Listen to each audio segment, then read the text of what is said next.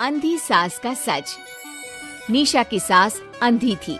वो ठीक से देख नहीं सकती थी, लेकिन शादी के बाद, माँ जी खाना खा लीजिए, और हाँ मैं आपको दवाई दे रही हूँ, वो भी खा लीजिए।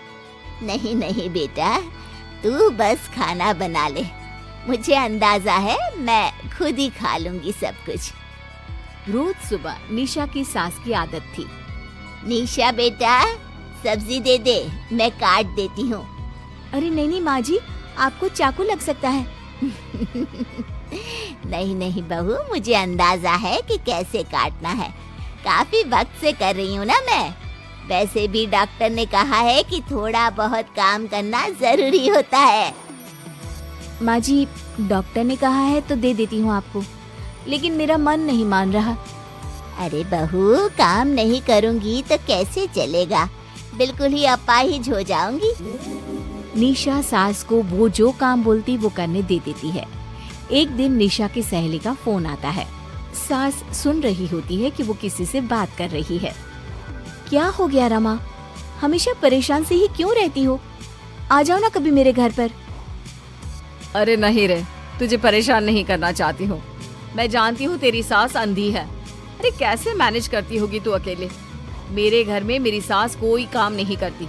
मैंने तो इनको साफ कह दिया है कि काम करेंगी तो ठीक है, नहीं तो इन्हें वृद्धाश्रम छोड़ आऊंगी।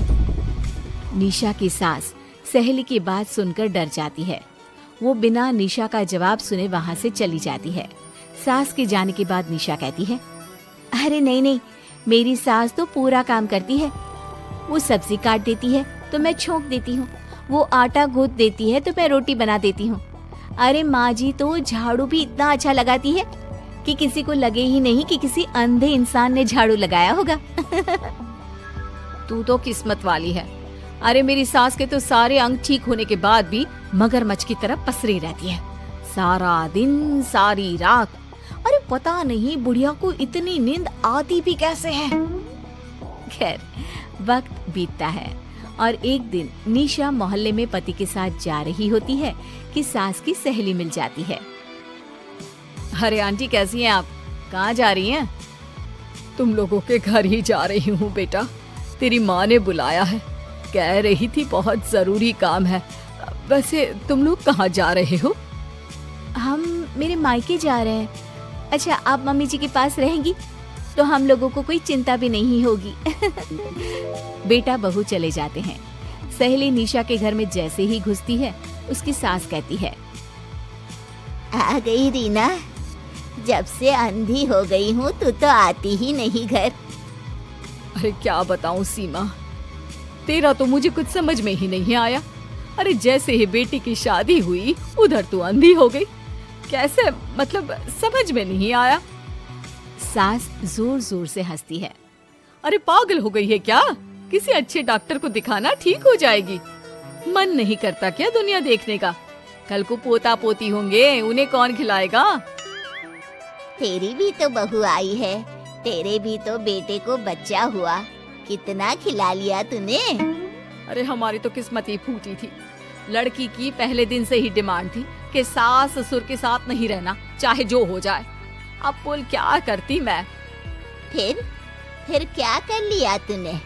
दोनों आंखें होने के बाद भी परेशान ही है ना? हाँ, पर चल कम से कम दुनिया देख तो रही हूँ ना, तेरी तरह अंधी तो नहीं हो गई। निशा की सास शांत हो जाती है। उनकी आंख से आंसू गिरने लगते हैं। अरे अरे रो मत, क्यों रो रही है? वैसे भी दुनिया में ऐसा कुछ नहीं है कि जो देखा जाए। चालाक बहुएं और ऊपर से वो बेटे जिन्हें बचपन से सीने से चिपका कर पाला, वो भी बीवियों के कहने पर माँ से लड़ पड़ते हैं। तेरी गुलाबी रंग की साड़ी बहुत अच्छी लग रही है, और ये जो चश्मे का फ्रेम है ना, जच रहा है तुझ पर। सहेली शांत हो जाती है। मतलब तू अंधी नहीं है, तू देख सकती है। हाँ, तू मेरी सबसे खास सहेली है, इसलिए बता रही हूँ। मैं ठीक हूँ, बिल्कुल ठीक। अरे तो फिर अंधी होने का नाटक क्यों कर रही है?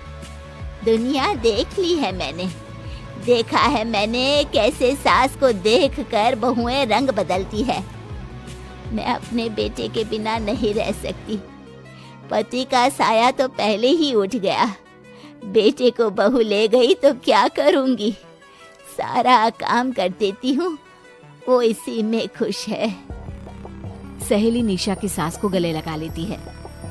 लेकिन झूठ बोलकर कब तक? अरे कब तक ऐसे रहेगी? थोड़ी ही देर में बाहर से बेटा बहू के आने की आवाज आती है। बस चुप कर, जो मैं कर रही हूँ बस साथ दे मेरा, नहीं तो। बहू घर पर आती है। सामने 2 कप में चाय, शादी के एल्बम और कुछ खाने पीने का सामान रखा था। माँ जी, कुछ खाया आपने? खाना क्या है बहू, बस चाय पी है। सब्जी दे दे, मैं काट देती हूँ, रात के खाने की तैयारी हो जाएगी। अरे नहीं माँ जी, मैं खाना बना लूंगी, आप आंटी के साथ बैठिए ना। बहू सारा खाना बनाकर सास को आवाज देती है और सभी बैठकर खाना खाते हैं। माँ जी, ये लीजिए, कटहल खा लीजिए। ये कह रहे थे कि आपको बहुत पसंद है। हाँ हाँ, ला दे। बहू सास को रोटी का डिब्बा पकड़ाती है, लेकिन सास नहीं पकड़ती। वो कटहल देना बहू। बहू जल्दी से सास को कटहल दे देती है। अगले रोज फिर सास झाड़ू लगा रही होती है कि बहू कहती है, माँ जी, आप ठीक से झाड़ू नहीं लगा रही, पीछे देखिए कितना सारा कचरा फैला हुआ है, लाइए मैं लगा देती हूँ। सास डर जाती है और पीछे देखती है। कहाँ बहू? अरे कहीं तो नहीं है कचरा, देख। नहीं माँ जी, आप देख नहीं सकती ना, इसलिए आपको नहीं दिखा। बहू सास से झाड़ू लेकर सारे घर में झाड़ू लगा देती है। सास अब जो काम करने जाती, बहू उनसे छीन लेती।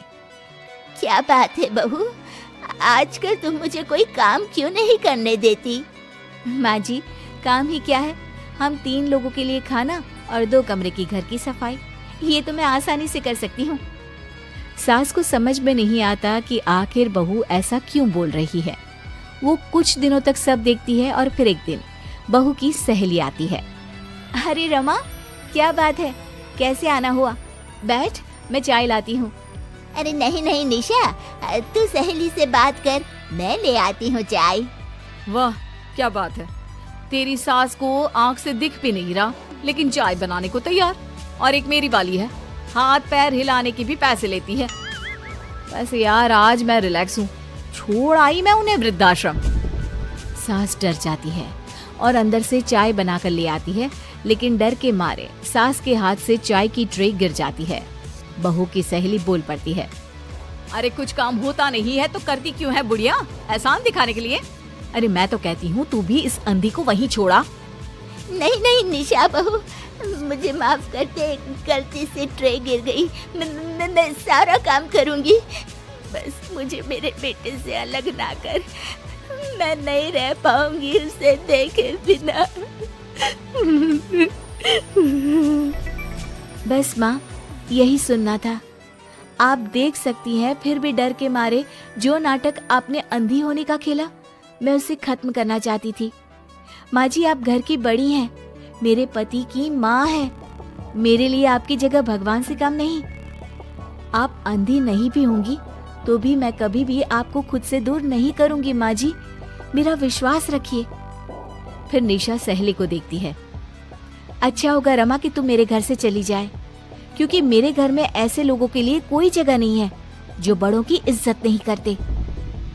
सास चैन की सांस लेती है। जीती रहे बहू, जीती रहे।